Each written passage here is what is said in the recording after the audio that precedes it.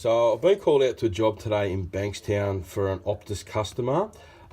He spoke to Optus. Optus ran some tests on the line and told the customer the problem was an internal problem.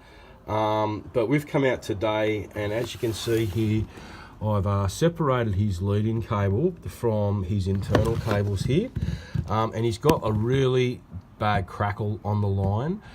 It's also affecting his internet service, which is dropping out. So this is a network issue, Optus. This is not an internal issue, because directly on the leading cable we've got this crackle. Now I'll see if you can hear this through the phone.